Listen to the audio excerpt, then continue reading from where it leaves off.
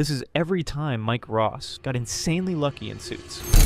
Mike Ross is a fraud, and tonight that fraud is about to get exposed at the Harvard Alumni Ball. Mike shows up with his girlfriend Jenny on his arm, dressed the part, looking the part, ready to walk into a room full of people he never actually studied with. He mingles, he talks, he tries to blend in with people from his supposed graduating class, but something keeps going wrong. Nobody recognizes him. Has anyone seen that guy here before? He mentions hanging out with certain people, references certain things, and every single person he talks to just looks at him blankly. Mike keeps patching the holes, improvising on the spot, telling people he must have mixed up their names. Isn't he from the 2010 class? You're not with us. We hung out a bunch. Where? Somehow he holds it together. Oh, you know what? Maybe I'm thinking about somebody else. Sorry about that. But the real problem started before he even got through the door. Mike walks up to the entrance and introduces himself. Says he's class of 2011. Mike Ross, class of 2011. The man checking the list looks down, scrolls through, looks back up. Can't find him. The atmosphere tightens immediately. Mike fumbles, and you can see it. He asks in a shaking voice, "Do you need my Harvard ID?" My Harvard ID? The authority clocks the nerves instantly, gets more suspicious. Asks again, "What was your name?" Mike repeats it. Michael Ross, Pearson Harvey. The tension in that doorway is suffocating. This is the moment everything falls apart. Then Jenny does something that changes the entire night in 4 words. She looks at the man and says, Boy, you think they ask Harvey for his ID when it comes to this place? The whole energy of that doorway shifts in real time. The same man who was 2 seconds away from turning Mike away suddenly has a shaky voice of his own. He looks at Mike and asks, "You work with Harvey Specter?" "The Harvey Specter?" Mike straightens up, says, "Yes, I'm his associate." Yeah. Yes, I'm his associate. I can call him if you like. The man's entire demeanor collapses. He waves them straight through, tells Mike, "Just don't tell him I gave you any trouble, okay?" Harvey Specter wasn't in that building. He wasn't on the phone. He wasn't copied on any email. He didn't do a single thing. His name alone, just the sound of it in that doorway, completely rewrote the situation in under 10 seconds. Louis had discovered that Mike Ross had never actually attended Harvard Law. He had been practicing law without a degree for years, and Louis, feeling overlooked and undervalued for the last time, went to Jessica with an ultimatum. You asked me what I wanted once before, and I told you. Then you told me that I couldn't have it, but now I can. Either he got exactly what he wanted from the firm, full equity name partnership, with all the power that came with it, or he was going to expose Mike and take the whole thing down with him. This was the most dangerous corner Harvey had ever been backed into, because Louis wasn't bluffing. He had the proof. He had already thought it through, and he was angry enough to actually pull the trigger. The normal Harvey Specter move, find leverage, flip the situation, and come out on the top, wasn't obvious here. Louis was a named partner. He was protected, and he genuinely felt wronged. I want you to say you're sorry. So Harvey went to Jessica, and together they made a calculated decision. Instead of fighting Louis or trying to take something away from him, they gave him exactly what he wanted. The name partnership, the equity, all of it. You are still named partner, right after you sign this. Isn't Louis winning here? No, because they realized something Louis hadn't fully thought through. The moment Louis accepted those terms and got everything he was asking for, he became part of the secret.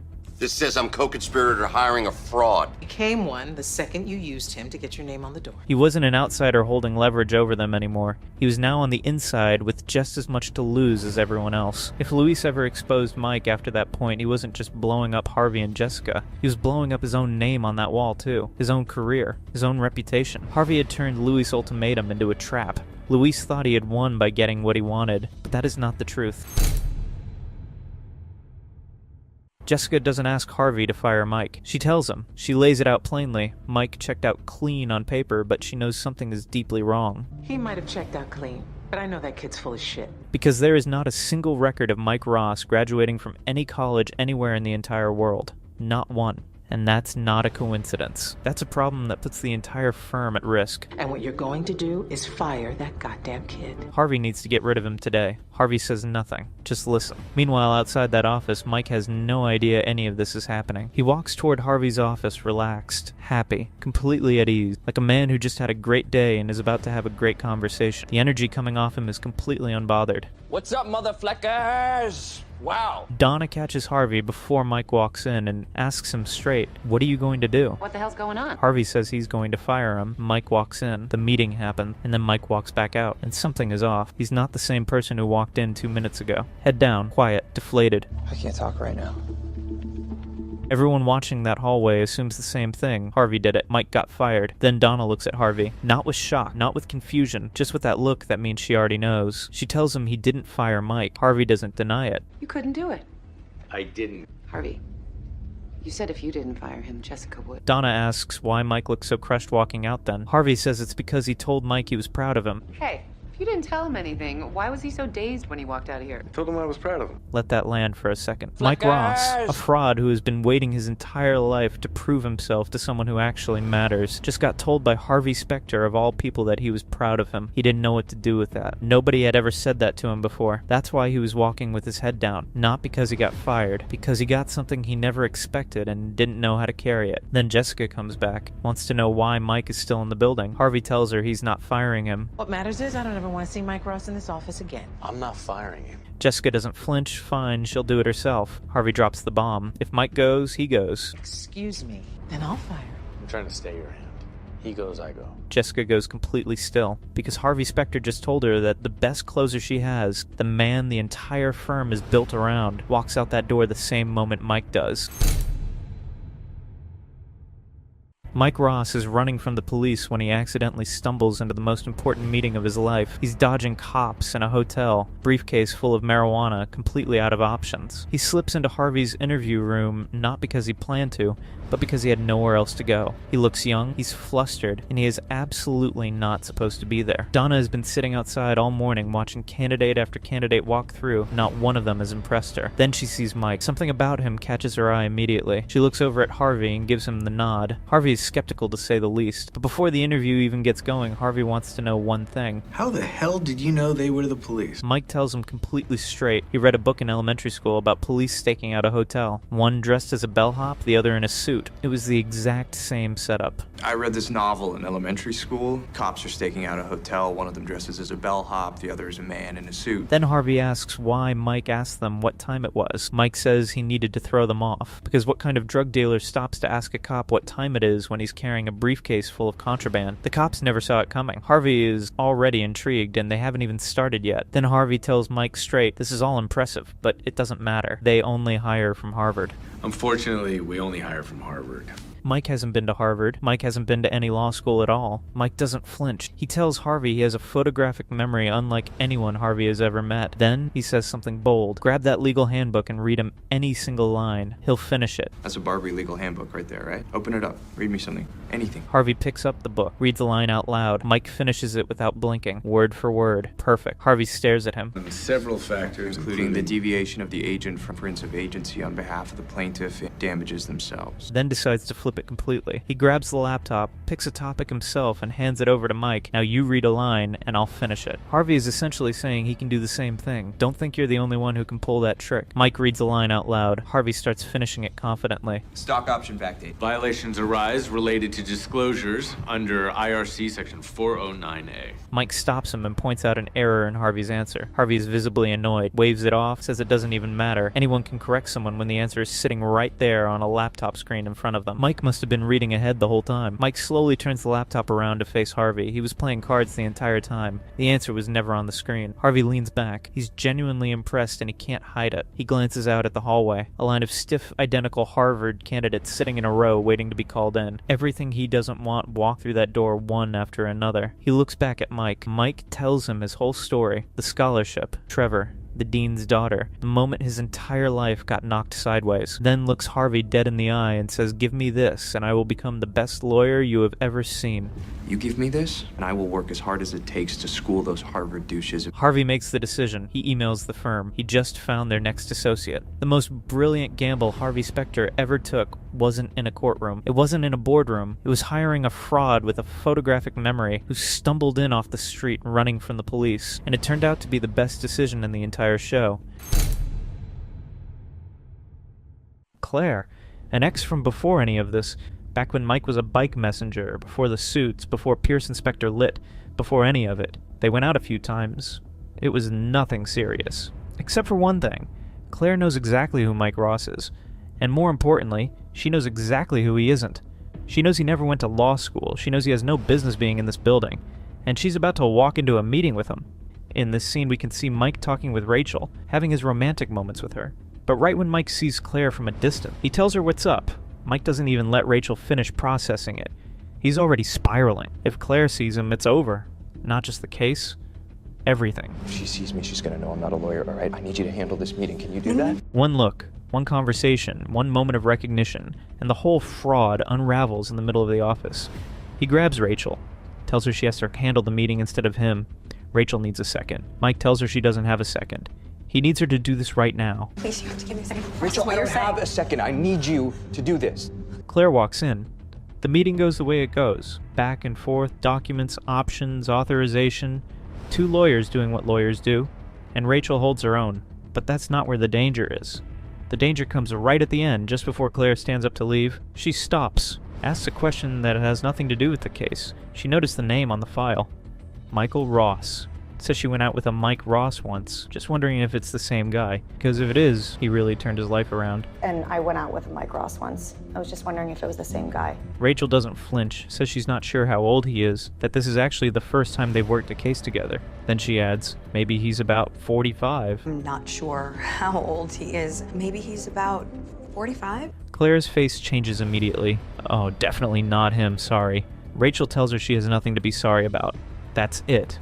One wrong age, and the whole thing evaporates. Claire came into that building carrying information that could have ended Mike Ross's career in a single sentence. She was one correct answer away from putting it all together. Rachel didn't have a plan. She didn't have a strategy. She just said the first number that made it impossible and let Claire do the rest. Mike didn't outthink his past this time. Rachel just made it old enough to belong to somebody else. Mike Ross doesn't have a Harvard degree, but tonight, Louis Litt is about to put him in a room with someone who does, and make him prove it. It starts fast. Lightning round at a Harvard trivia, Mike against a real Harvard alumnus in front of Louis, who set the whole thing up and is watching every single answer like a hawk. And for a while, Mike is untouchable. Pulitzer Prizes, 46. Nobel Peace Prizes, 5. Oldest book in the Harvard Library collection, the Bible. Wrong. It's the oldest book in the Harvard Library collection. Bible. Wrong. Gutenberg Bible. The Gutenberg Bible. Everyone knows it's the Gutenberg Bible, Mike says, but the judge stops him cold. You didn't say it.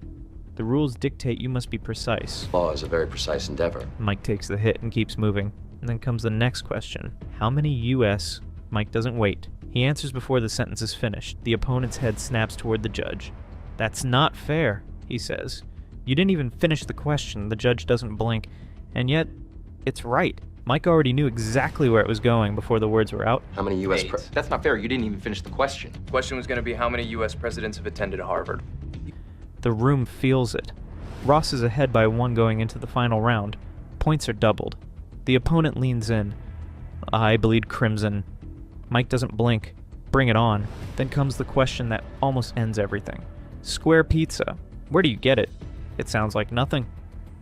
A late-night trivia question about pizza, but in a room full of Harvard alumni, it's a lifeline, a shared memory that every real student would have stored somewhere in the back of their mind, the kind of thing you don't study for, the kind of thing you either know because you lived it or you don't know at all. Mike doesn't know it. He stalls, says he's more of a burger guy, studies better on protein. Square pizza. Where do you get it? Are you kidding?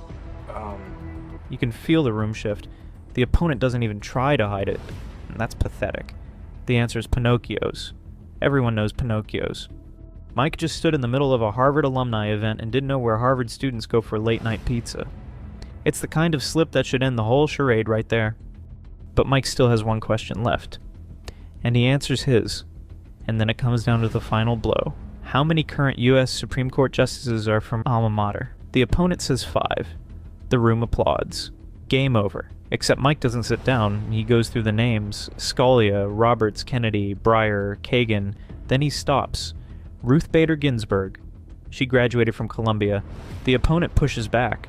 She attended Harvard for 2 years. Mike doesn't flinch. The question was how many justices were from Harvard. She transferred. She graduated from Columbia. She is not from Harvard. The room goes quiet. And then Mike delivers the line that buries it. He looks straight at his opponent and says exactly what was said to him 20 minutes ago. The rules dictate that you must be precise, as the law is a very precise endeavor. The same rule used to take a point from Mike gets used to take the entire match from someone else. Mike Ross almost collapsed at a pizza question. He didn't know the answer, had no recovery, and was 1 second from being exposed in front of everyone. He got lucky that there was one more question after it. Harvey Specter runs into Elliot, and right away you can tell this isn't a normal interaction. Elliot isn't just talking, he's poking, teasing, constantly taking shots at Harvey. Not loud, not aggressive, just enough to get under his skin. And it works. Harvey's ego takes a hit, and you can see it. So he fires back. Why don't we stop talking and settle this inside the courtroom? Why don't we go head to head right now? But Elliot just smiles it off. He's got a trial in a few minutes. As he walks away, he throws in a casual next time and even does that call me hand sign, like none of this even matters to him. My case is up on the docket, but let's do this again really soon, okay? Now Elliot heads into court, and that's when things shift. He walks in expecting a normal case, but instead he sees Mike Ross standing there as opposing counsel. At first, nothing too crazy, but then Harvey walks in. And Elliot's whole demeanor changes. He's caught off guard. He didn't know Harvey was involved. Elliot asks what Harvey is doing there, and Mike casually replies, "Did I forget to mention my firm?" What are you doing here? Did I forget to put the name of my firm? Pierce Inspector. That's when it hits. Harvey didn't just show up.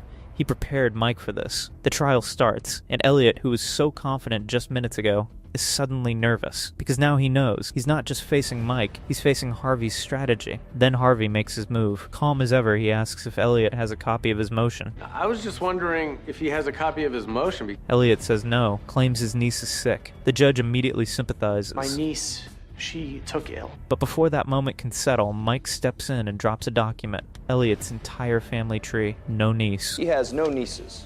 Now Elliot is shaken. He quickly backtracks, saying it was just a figure of speech, actually his goddaughter. And that's when Harvey quietly delivers the line that ends everything. And what exactly is her name? Most important question. Just answers. Sandra Silverstein.